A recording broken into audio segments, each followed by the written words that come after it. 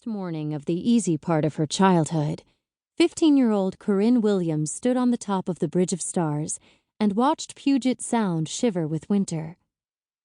From the fenced observation deck, the seawall below looked thin and foreshortened. White caps punctuated the waves, whipped up by a wind Coryn couldn't detect. She knew what a breeze felt like, but not what wind that could whip creamed froth out of water might feel like. She imagined that it would pull at her skin and blow her hair around her face and try to force her to move with it. Paula stood beside her, taller by far, dressed formally in a black uniform with white piping and her sea-blue scarf. She squinted as she took in the view, her smile slight but genuine. Her unblemished skin and perfect features could belong to a model, but instead they showed that she was Coryn's companion.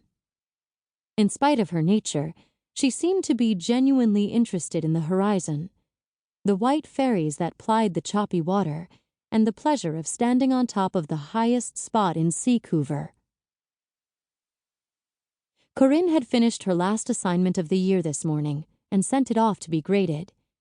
It was good, and better yet, it was done.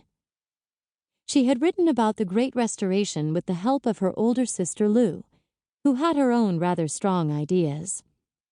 Coryn had compromised with her on the paper, accepting that the rewilding wasn't even halfway done, but not that progress had stopped and perhaps even fallen backward.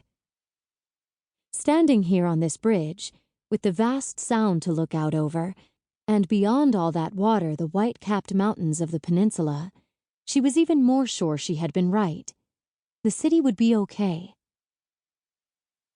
The bridge under them had stood since before she was born, the tallest bridge in Seacouver, starting just north of historic Pike Place, curving up and over the city in graceful loops, and landing in West Seattle. 3 mid-span spiral ramps joined the bridge deck to significant old Seattle neighborhoods, like ribbons falling onto the city. An artist had designed the Bridge of Stars, a scenic skyway designed for walkers and cyclists and runners. Lou couldn't be right. Surely Seacouver would continue forever, or at least for years and years into the future, more years than Coryn would ever see. Up here, she felt like she could touch the roof of the world. She'd earned this perch. Only the fit could get here on their own. Coryn's thighs still trembled a little from the long climb up on bicycles. Paula, as always, seemed to understand her unspoken feelings. You are conflicted. Does it feel good to be finished?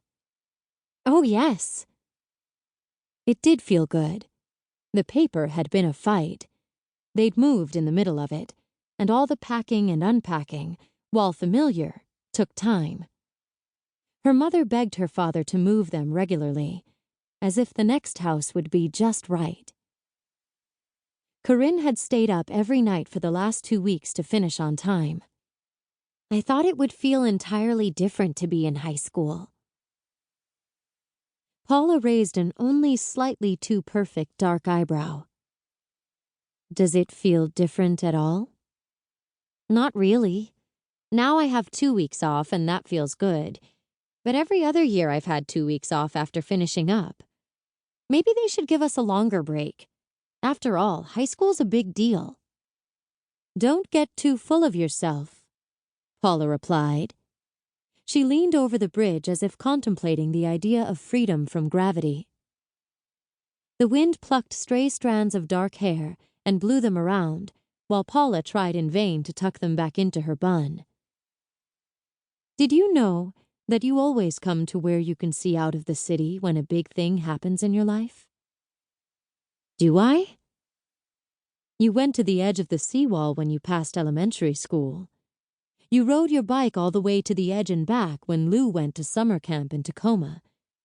And now you're way up here, where you can see over and past the entire downtown. Where are you going to go when you finish high school? Space? Silly robot. That would take years of school. And money they didn't have. She squinted.